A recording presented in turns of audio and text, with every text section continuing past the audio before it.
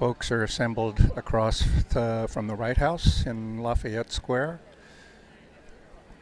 getting ready for today's action, Sunday, August 21st. What's your name, sir? Hello, I'm Kenny Bruno. I'm from Brooklyn, New York, and I'm here to participate in the sit-ins at the White House to stop the Keystone XL Pipeline. Wonderful. And why does the pipelines have to be stopped? Well, first let me say that we are sitting in at the President's house. It may seem rude, but we're not angry. He hasn't done anything wrong in our view, and we're doing it not because we're angry, but because we care so much about this issue. And I see you're an Obama supporter. I am definitely an Obama supporter. I've worked for him. Of course, I voted for him. I even have his picture on my TV. And I'm really hoping he'll do the right thing here, because he knows, as we all know, that we have to get off oil. And now's the time to start doing that. But building this pipeline would be going in the wrong direction, would be going backwards, doubling down on our addiction to oil. It's an easy thing for him to do, relatively speaking, because this is a presidential permit. That means he can make the decision, yes or no, to permit the pipeline. Congress can't stop him from making that decision. So we're saying, Mr. President, do the right thing, help us move off oil, help us combat climate change, and don't fall for this scam, because this pipeline is a scam. And that's why you're willing to be arrested today? I am willing to be arrested if necessary, because I really want to show the President and the administration how much I do care about this issue. Thank you very much. Okay, you have a few more words? I will say something else. Sure. I'm really hoping that the administration will not fall for this scam, because TransCanada, the company that wants to build it, and the Canadians, they're saying, oh, it's going to help American energy security. That's not true. They want to export the oil offshore. They're saying it'll help prices. That's not true. It'll actually raise prices. And they're saying that it's not so bad for the climate. That's also not true, because this is the dirtiest oil and the highest carbon oil in the world. Jobs? They're also saying that it's going to create tens of thousands or hundreds of thousands of jobs, but it's actually going to kill more jobs than it creates, because it's going to raise prices in 15 states. And the farmers will have to pay more for diesel, the consumers will have to pay more at the pump, they're going to have less money to spend, and that's going to kill jobs. Thank you. All right, we're on, and tell me your name and where you're from. My name is Harriet Quarim, and I'm from Wellfleet, Massachusetts, and I'm here on behalf of the children in my life. As a mother and a godmother, I believe that our children's birthright is clean air and clean water.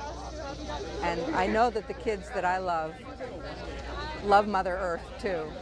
And they don't sign on to the bargain to trade nature for some kind of disposable lifestyle.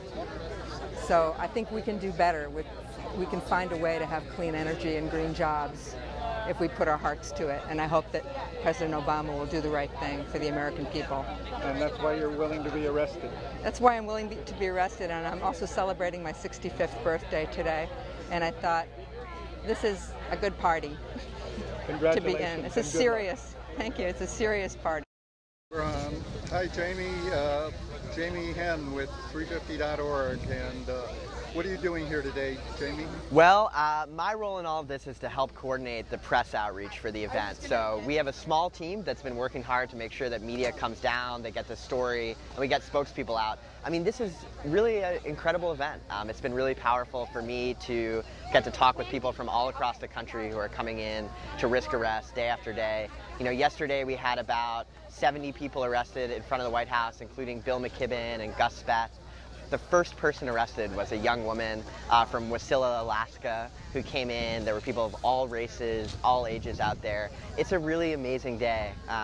You know, one of the most special moments for me, I think, yesterday was watching Jane Klebb, who's from Nebraska, has really been leading the fight out there. Just watching how emotional she was as people were taken away in a paddy wagon and driven off to the jail. I think it really means a lot to her and means a lot to people across the country along the pipeline route who've been fighting this fight pretty much alone for a little while. There's now a whole movement around them, and this is now a national fight at a big level. Yeah, it's great for galvanizing around this movement because nothing's happening in Congress. Yeah, that's right. I mean, this is a really unique moment because this is a yes or no decision for President Obama. There's nobody stands in the way. As Bill McKibben's been saying, this is the 20-foot jump shot from the top of the key. You know, he has it all lined up. And we really want to make sure that he makes the right decision. I think this is quickly emerging as the biggest environmental test before the 2012 election. And there are a lot of Americans out here today, tomorrow, and the next day for the next 2 weeks who are trying to make sure that he rekindles that spirit that we saw in a young senator who was running for president and really steps up and makes the right call. And I heard 350.org is planning something for September 24th. Can you tell us? That's right. So we're pretty busy these days. You know, this action will run until September 3rd. And then on September 24th, all around the world, people will be mobilizing to get us off fossil fuels. We're planning a big day of action called Moving Planet. I think there are thousands of events already planned in countries across the planet, big bike rides in Cairo, marches in New Delhi. It's going to be a beautiful day and a real show that the movement isn't just happening here in D.C., it's happening all across the planet. Thank you and good luck, Jamie. Thanks a lot. Okay. What is your name? And, Betsy Deedle. I'm from Chicago, Illinois. And I'm here because I have a grandchild who's 20 months old, and I'm worried about the direction our country is going in terms of our energy policy. And the tar sands will represent one of the deadliest emissions of CO2 gas yet. And I'm here to ask President Obama to not sign the pipeline permission to go through the United States. thank you. So I will definitely keep this brief, but my name's Jane Klebb and I live in Hastings, Nebraska. I run a group called Bold Nebraska that's been organizing efforts in our state over the past year and a half. And for us, I can't tell you how proud we are to see so many Americans standing up to protect our land and water, because for us in our state, that's what this is about. You know, they try to paint us as radicals or, you know, tree-hugging liberals, which we are tree huggers, and I'm sure many of us are liberals, but many in Nebraska aren't. They are conservatives, and they are against this pipeline just as much as you are. And I think it's an important message to President Obama that he has to represent Americans.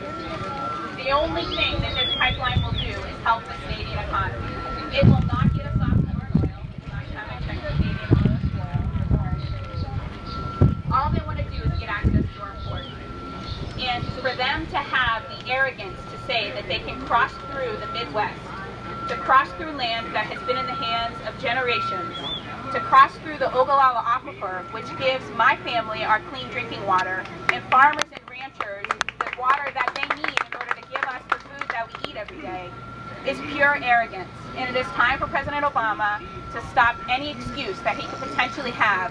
Congress has no role in this pipeline. This is all up to President Obama.